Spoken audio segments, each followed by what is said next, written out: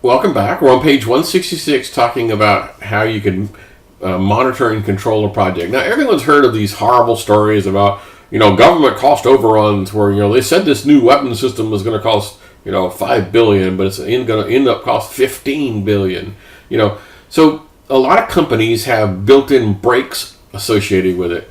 And there's this whole concept considered a sunk cost, where you're halfway through a project and somebody says, we missed our budget by a mile. And you need to be able to say, okay, let's just stop this thing. I'm sorry. We'll cut our losses and move on. Or you say, well, okay, I guess I'll give you more money. Anyway, those type of go and no-go could be dialed into the management part of your management. Part of your project management plan would tell you, give you the authority of saying, okay, you can exceed 5% for your schedule and 10% for your budget. That's it. Above that, you need to come talk to us. Okay, that would be part of the plan. Anyway, monitoring and controlling is how that works. So just to drill home the concept of the change request thing one more time, because a lot of times you're going through and somebody says, yeah, but what about? And you go, wow, that's a good idea. In the Army, they even created this really cool acronym. It's called the Good the Good Idea Cutoff Point. All right. What that basically means is you're working through a process, and then somebody says, well, that's a good idea. And you go, I'm sorry, that's just too late. We're already down this path, and we're moving towards it. And so we've reached the good idea cutoff point where we can't take anything more like that. So, discussions are good up to a point, and then, all right, now we're down this path. By the way, Agile would completely disagree with that concept and say, no, of course you can have good ideas anytime. But back to what we're talking about. So, on page 168, they go into more details about talking about performing the integrated change management or change control. So, basically, there are three major factors you're trying to do. Number one is, change management. What is the purpose of change management? Well, the purpose of change management is to assure that every single change is successful.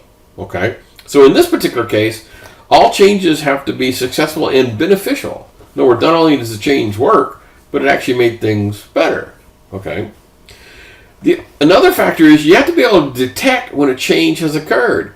Because maybe you're not paying attention. Maybe you didn't notice that you missed the schedule or the budget. If you're not paying attention, your change management has to be able to, again, if you had software, this would be a trivial thing. You could just set up an alert. The alert goes, ding, looks like you're going to exceed your budget.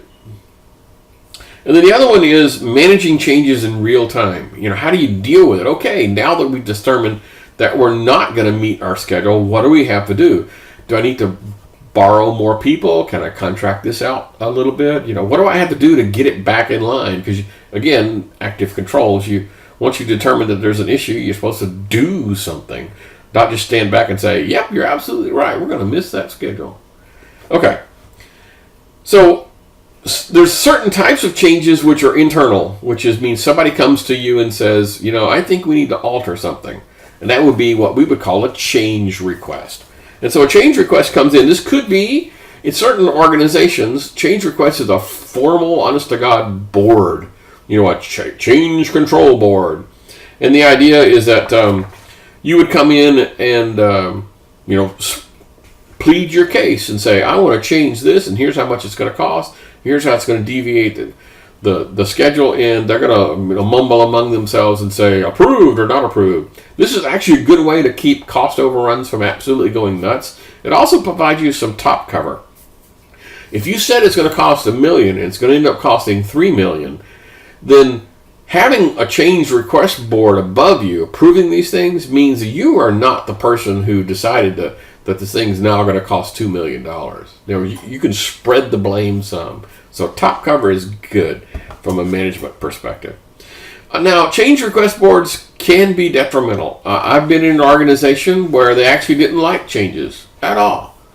And so they made it deliberately difficult to have a change. And so, for example, the change request board would meet on a monthly basis. That's it. So if you had something you needed to change, you had to wait a month to find out if they're going to approve it or not. Okay, now that tells you a lot. That tells you that they don't want changes, and they're using the change control board as a kind of an obvious excuse for saying, go away, kid, we don't want to talk to you. You know, they don't really want changes, so they're using it as a weapon. Okay. So response time can be a key. If your response time is a day, a couple of days, then you probably have a decent control board. If you're using it to silence people, no, you can't submit any request. You have to sit it in triplicate and signed by God, and it has to be submitted 60 days before the next meeting, and we meet quarterly. Well, then clearly they're not interested in any changes. There are some really cool configuration management products out there. There's one particular product called Bugzilla. It sounds kind of cool. Bugzilla.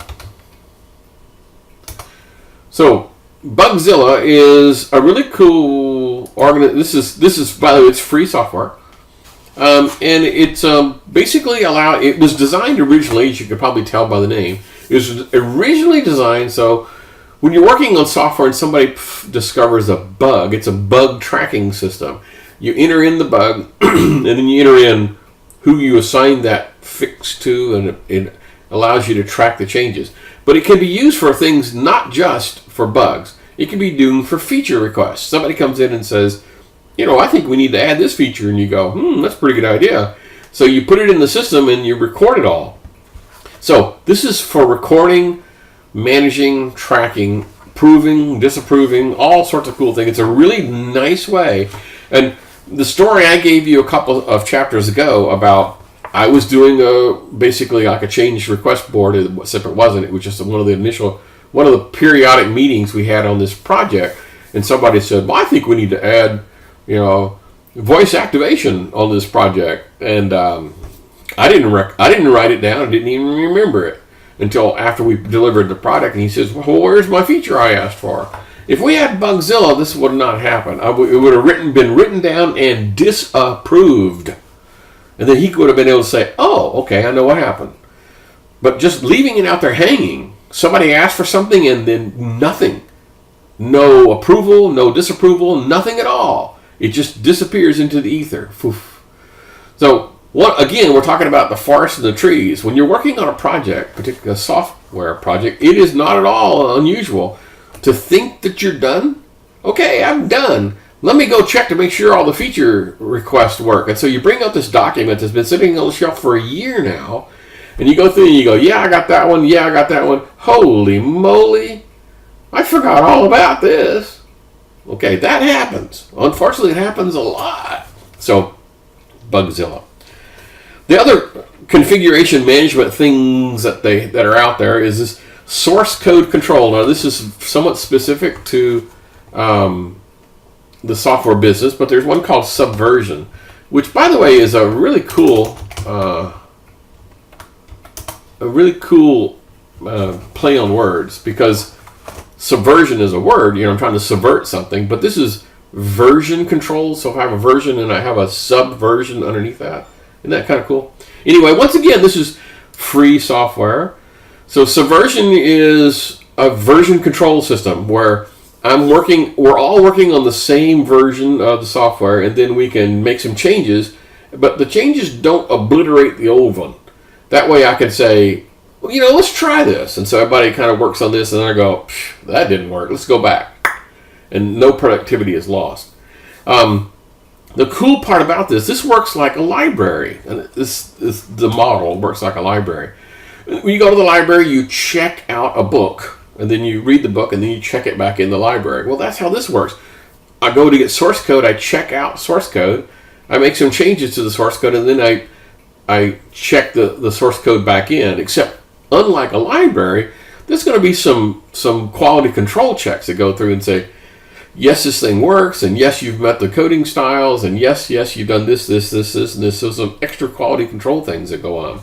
Anyway, really cool software if you're into the software business.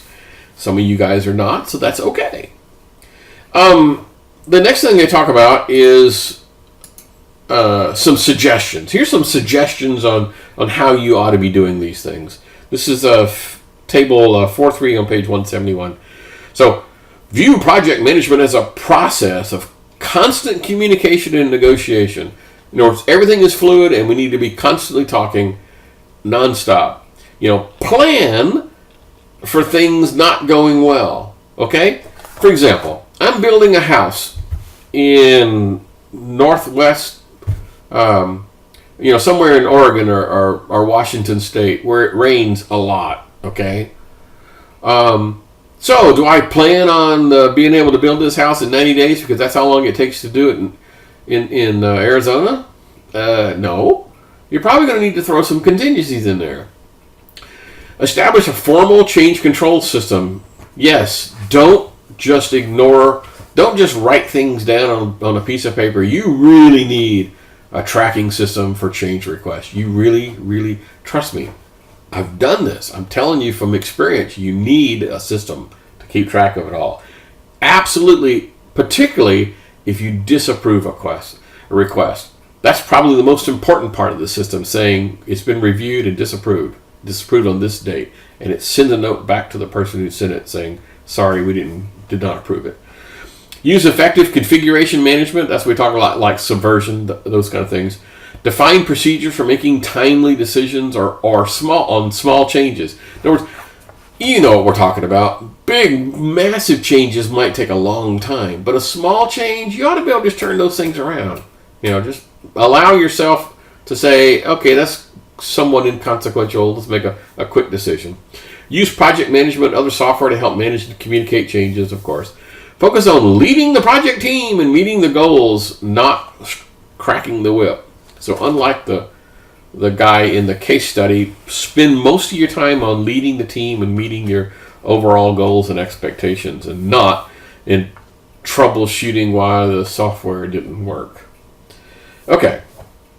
The next section on page 172, they talk about this is closing out the project. And of course, closing out the project of the initiation knowledge area is kind of odd.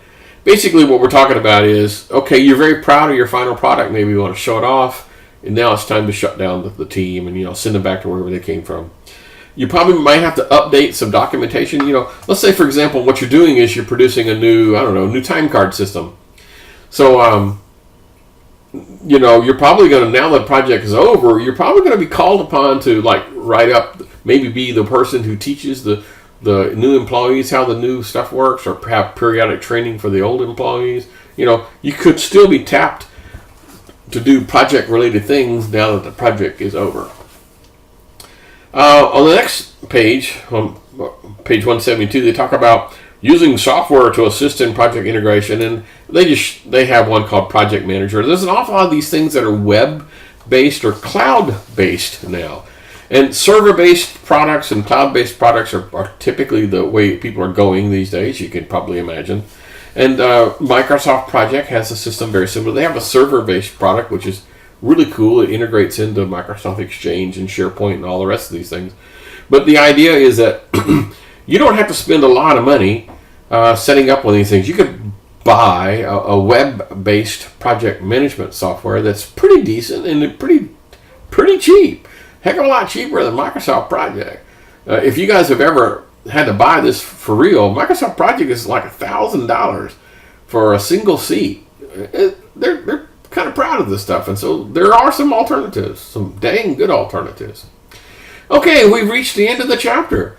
I guess we'll see you guys again at the next chapter.